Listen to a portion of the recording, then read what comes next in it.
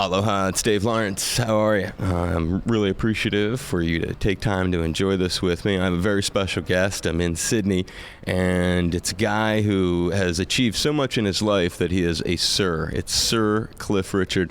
A big aloha and mahalo. Thank you so much for taking time for me. Aloha to you as well. I mean, it's a great pleasure for me to be talking to you. It's a place I've never been, Hawaii.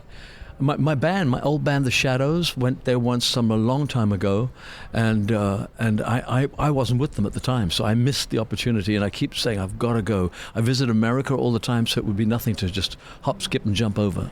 Well, certainly you know that you're going to have a welcome fan base, at least with Hawaii Public Radio. And I wanted to at least give you a T-shirt from our radio station, HPR. We're member supported, and also a box of macadamia nuts from Hawaii, which are chocolate covered. Hey, chocolate coated? Yeah, chocolate covered macadamia nut. Oh, well, macadamia nut, they have a lot of those here in Australia. I've been eating a lot of them, but never with chocolate, so I'm looking forward to that. Well, it's a nice treat and a great thing to give to you. You've achieved something in your life which a lot of British artists obviously haven't, a lot of British people haven't. You're an OBE. You're an Officer of the Most Excellent Order of the British Empire. What does it mean to you? Well, it's probably the highest accolade one could have. People have often said to me, in your whole life, what's the best thing that ever happened? And I guess the temptation is to say, well, the best thing that ever happened to me was every single million-selling record I had, which was fantastic. But what was never on my radar was an OBE.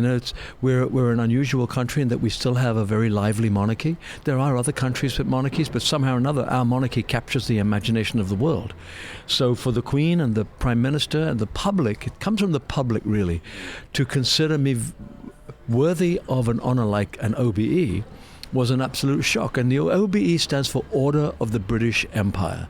There's an MBE, Member of the British Empire, and there's one above mine, Commander, CBE, Commander of the British Empire. But for me to have got that was a treat. But when the letter came to tell me that the Prime Minister was going to submit my name to the Queen for a knighthood, that was beyond all my imagination. Well, I mean, I never even imagined it because it only ever happened to politicians, big businessmen, and the occasional actor. So it wasn't on my radar. So I was very thrilled, and of course I think it is probably the greatest thing that happened to me in my life because it's something you can't plan. If you make an album or a single, you can say, well, if we do this, we feel it could be a million seller, and then you could get a gold disc. But a knighthood is something you can't plan. Do you still, I'm assuming the first time that you met the Queen. Do you have any particular memories of that experience when it was actually presented to you? I'd met the Queen many times before because obviously people like myself, once we had originally my band, The Shadows, and I, because we were the forerunners of rock and roll in Britain, alongside people like Marty Wilde and Billy Fury, there were just a handful of us. Therefore, we were of considerable interest to the public, and we were slightly a novelty that Brits should be able to do this American rock and roll thing. And so therefore whenever there was a Royal Command show, we'd find that we'd be asked to be on. We'd be like the novelty item for the night. But then as the years went on, I got asked back just because I had proved myself in what I did. So I'd met her many, many times. In fact, probably the knighthood was the most scariest thing because, again, I hadn't imagined it. To think of me as a knight was impossible. And I took my 3 sisters to the palace. I was allowed to take 3 guests.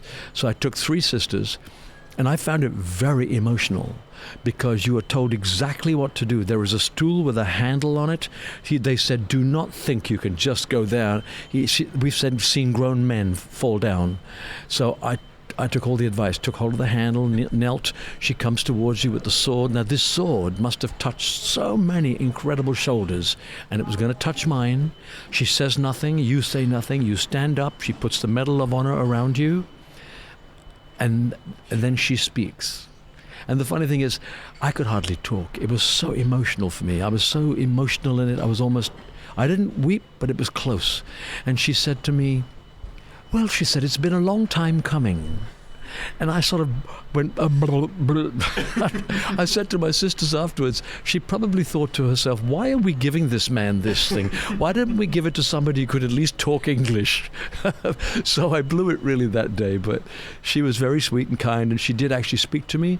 And I thought that was quite an honor in itself, because they said to me, she may not say anything, because the honor is just bestowing that medal on you. And so it was a fantastic thing. And I've always been in favor of our monarchy. They do great deals for us.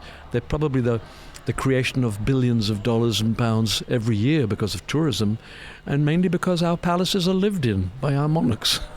That's a great story. I can just imagine. So they sort of drilled you on what was about to happen and prepared you. I like the little handle that you grasp onto. Oh yeah, and they said that people had actually slipped off it and been so nervous. They said, don't be afraid of just taking hold of that handle. So I did.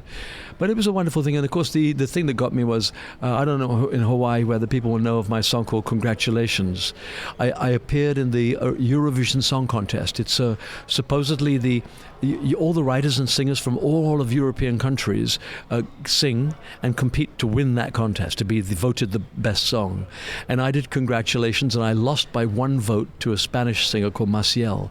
But my song became a multi-million seller, and now it's used for weddings, anniversaries, birthday parties. And of course, the minute I stood up and the Queen stepped back having spoken to me, the band up in the band area struck up Congratulations. Well, I mean, I nearly died. It was fantastic. It was a wonderful day for me. And again, coming back to your initial question about, the specialness of my career, that's probably the most special thing that happened. But rock and roll made it possible for me to have that. And rock and roll is really the thing that has traveled, taken you around the world on a journey. I watched the show last night. It's the adoration, I guess it is, the way that the fans, the love you're getting from that crowd. I've seen a lot of concerts. I've never, ever seen a crowd that is sort of hanging on everything you do. There are people there. The woman next to me, she's going to 4 of your shows on this tour in a row. I mean, it's a kind of devotion that it's almost like the Grateful Dead in America, but on an entirely different level. When it comes to the United States, give me some idea. Where does that fit in the journey for you? Well, it's never really fitted in, funnily enough. I always loved it because I feel to myself that I'm partly American. I mean, my whole life has been based on an American art form. Okay, America can never, ever own rock and roll. They created it. That is the fatherland of rock and roll. But if you think about Australia, where we sit now in Australia, the number of people that have come through from here, John Farrar, who wrote "You're the One That I Want," that massive worldwide #1 for Olivia Newton-John, Little River Band. That's AC/DC. I mean, the music that's come from this country has been fantastic. And each of us, in Britain and in Europe, we embraced rock and roll and made it our own. But obviously for me, I wanted to be a success in the States. And when I first went there, I should have seen the red light, really. I did a show called The Biggest Show of Stars for 1960, and I was an addition to the bill, and every poster had added attraction, Cliff Richard and the Shadows from Great Britain. And 3 of us on the show stopped the show each night. People couldn't follow us. Me and my band, Clyde McPhatter, and a singer called Bobby Rydell. We're the ones to stop the show. And I thought, yes. But of course, I didn't realize, you stopped the show in San Antonio and in the city next door. No one even knows you exist. You need the machinery. And it wasn't for years and years that I discovered that EMI was not interested in my music. And that threw me, because I went many times there. And I've had success there in that Devil Woman was #4 in the Cashbox charts. We Don't Talk Anymore was in the top 10, and there are 7 other songs that have been in the top 30, but I have no identity. So I've been on the edge of things, but to push you over, you need that machinery of support that you have to have, all the big artists that have made it over there. And I didn't want to make it as a one-hit wonder. It would be nice to have continued, but somehow or another I always believe that God plans your life, and that if something doesn't happen, it's probably not meant to be. And you know what I love about it now? I go to America to get away from it all. Isn't that funny? And you can, and you can just cruise the streets and feel completely anonymous, yet be this enormous celebrity around the rest of the world.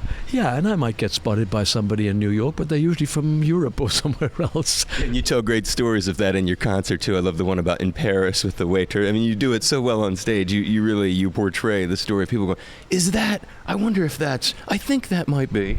Well, the thing is, I don't tell jokes, really. I suppose you could learn how to tell jokes. Comedians comedians must have learnt it somewhere, but I always feel that you can be amusing and funny by actually taking out the funny things that have happened to you.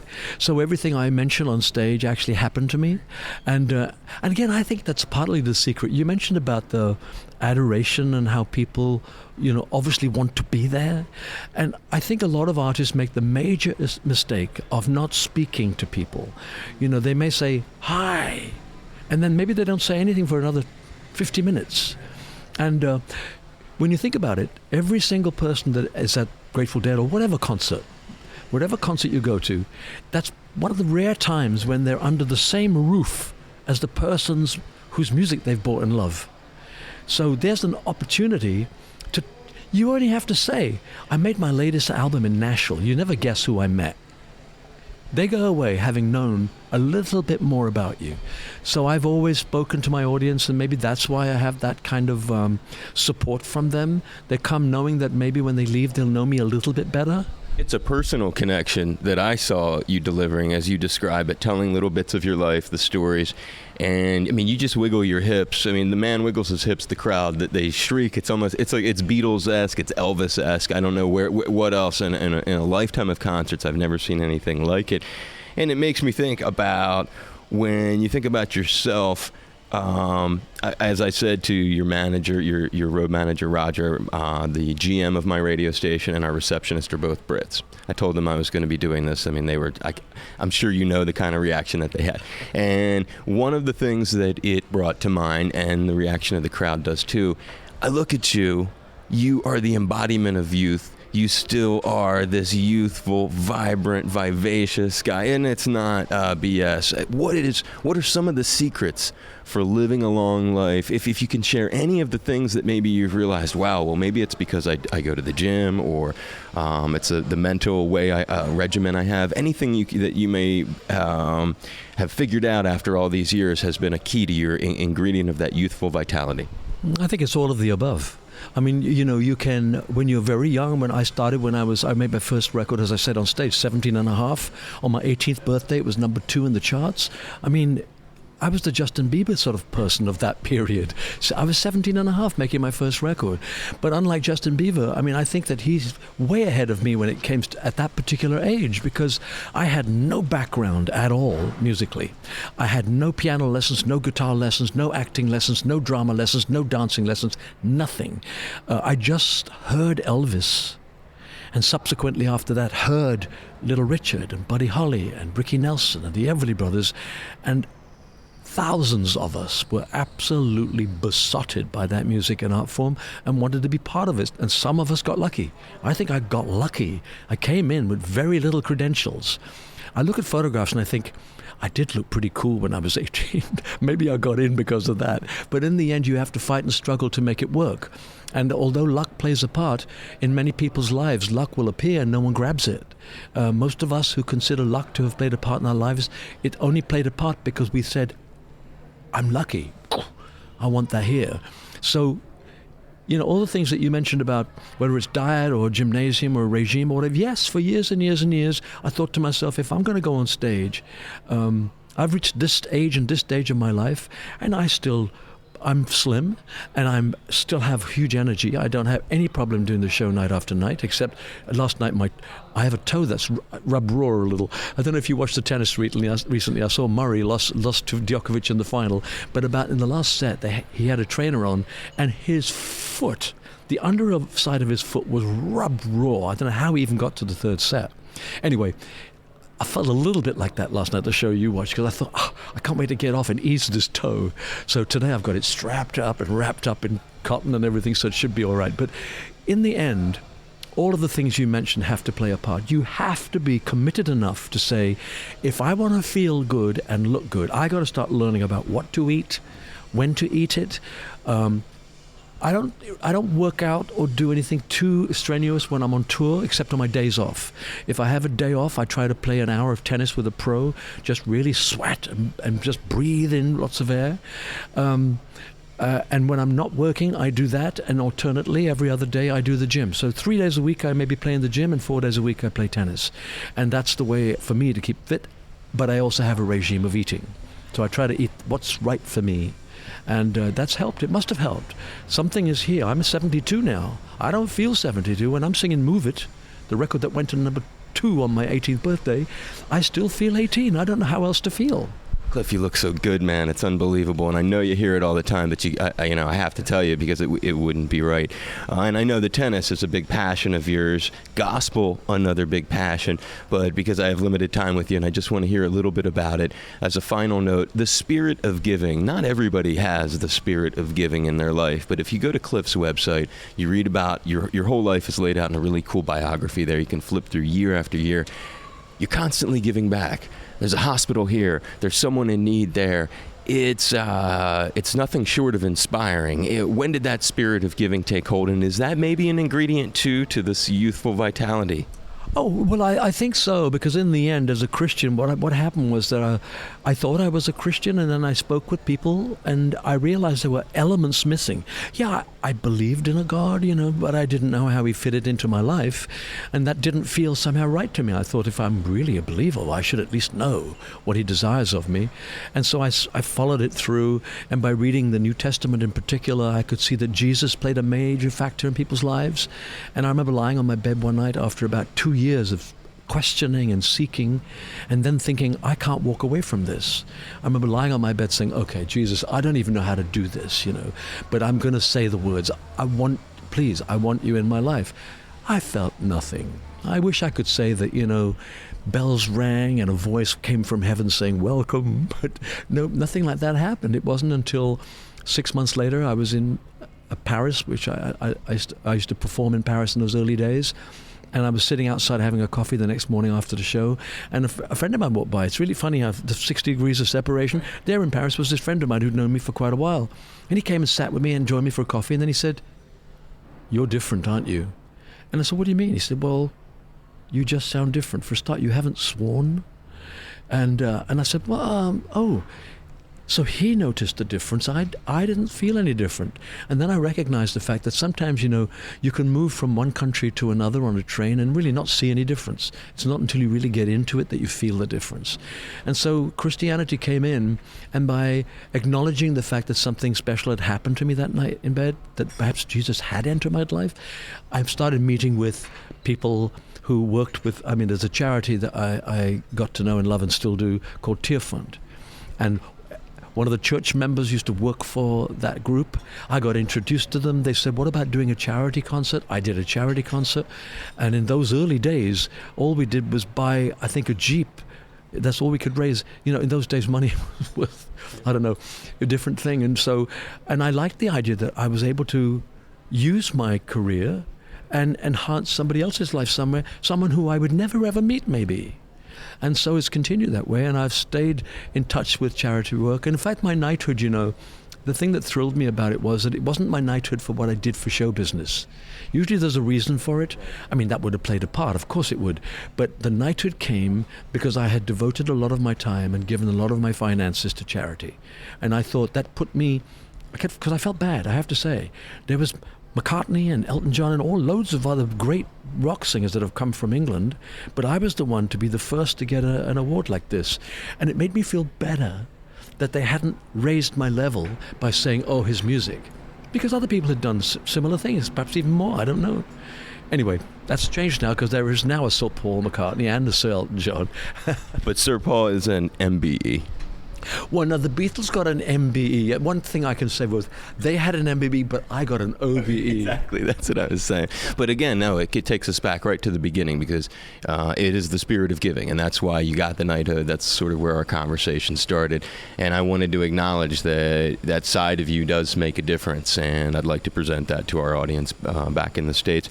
I could take all day with you, and I respect my time limit with you, so I'll wrap it up now by just saying you do have a new record that you mentioned to us last night. You previewed, in fact, some of the songs. It's going to be classic rock and roll songs from the original period. Perhaps when it comes out, you'd be maybe willing to do a phoner or something. I'd love to give that record, in particular, a spotlight or promotion in Hawaii. Oh, yeah, be in touch. You must already know how to get in touch with me because here we are. But I would love that. I'm so thrilled about the album because it's much more difficult these days for artists like myself, particularly of my age. I think anybody above 40 has no chance of being played on the radio anywhere on the main station. Gold stations keep us alive, of course they do.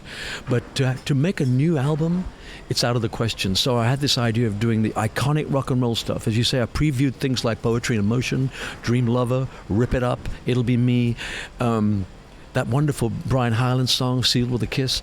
So I'm going to do about 14 tracks like that in Nashville with a producer called Steve Mandile.